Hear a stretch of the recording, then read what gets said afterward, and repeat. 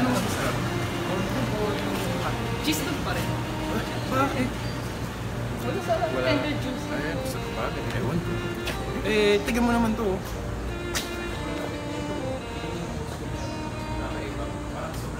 Ginagawa niya. Baka kasi yun yung vocation niya.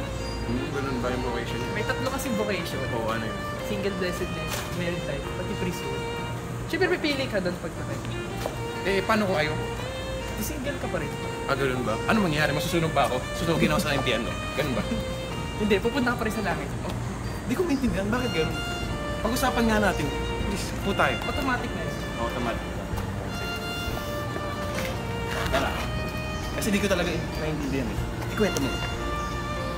Explain mo naman yung yung mga vocations. Yung una kasi, single. Pag gusto mo maging single habang buhay, single. Ganun ba? Paano kung nagpakasal ka pero sa gobyerno? Di pa rin pwede yun. Bakit naman? According to church, kailangan sa simbahan papasal. Ganun ba? Ang pari ang magkakasal sa Paano kung abogado? bawal. Ganun ba? Illegal yun. Anong illegal? Yung gobyerno nga yung gumagawa nun. Sila nga yung nag-aalit. Bawal pa nga rin yun. Ganun ba? Yung married life, since dinidefend mo naman palagi, ano yun? Pag magpapakasal kayo sa simbahan, may minamahal ka na. Magsasama ka habang buhay. Paano kung hindi mo pala mahal? Tapos pinakasalan mo? Di divorce mo kagad. Divorce. Pwede ba yun? Akala ko Pwede yun! Para makanal. Magulo kasi, di mo alam yata eh. Yung divorce kasi, sa gobyerno yun. Kapag mag-annulment ka lang pwede sa church, ikaw talaga, mas may alam yata ako sa'yo eh. Ano pa yung last? Ikaw talaga. Nag-aaral ka ba ng trade 3 ha? Priest, huwag mo pare. Sige, kwento mo nga sa akin yung Tinatawag ka ng Diyos. Anong tinatawag ng Diyos? Tulad yan, tumingin ka dyan. Nailawan ka. Nailawan. Kanina nailawan ka, di ba? Ibig sabihin, tinatawag ka ng Diyos, magpari ka.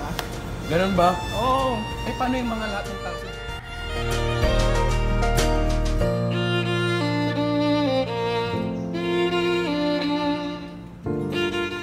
Alam mo yung usapan natin kanina, ang gulo talaga. Oo eh. Pag linawan mo nga yung pinagsasabi mo kanina, Ano ba gusto mo talaga sa buhay? ba't mo ako tinatanong? Parang dapat yung tanong ko sa'yo eh. Oo na. Kapapunta, dito na tayo. Ako muna. Oo. Gusto ko, syempre, single life. Alam mo, mahirap minsan maging mag-isa eh. Kaya nga. Wait lang, patapusin mo ako. Syempre, single life muna kapag bata. Syempre, kapag yumaman na, if ever yumaman. Tapos, kapag nagkapera na, syempre, asawa na lang. If ever may mahanap na babae, ganun. Mahirap yun. Ba't mahirap yun? Ikaw, palaging mahirap sa'yo, Kaya hindi ka natutuwa sa buhay mo, Mga mid-30s to 40s, may asawa ka na. Ganun ba? Sino nagsabi nun? Bakit paano ka magkakasawa? Sobrang tanda mo. Lolo ka na. Siyempre, kapag sobrang yaman mo, may mga papata sa'yo. Kaso hindi ka nila mahal, pera lang nila happy sa'yo. Bagay, Ang galing mo talaga. Hindi mo mararamdaman yung pagmamahal. Ganun ba? Ganun ka ba? Or papari ka? Feeling ko papari ka eh. Sure ako. Ako magkakasal sa inyo, ganun. Pwede. Bakit hindi? Ayun, napag-desisyon na namin na pipiliin naming vocation is married life sa future. Pero ngayon, single lang. Tapos, ayun. Kailangan namin ng mahabang oras para makahanap ng talaga. Kaya kayo, mag-decide na kayo habang maaga pa. Pero wag masyadong maaga.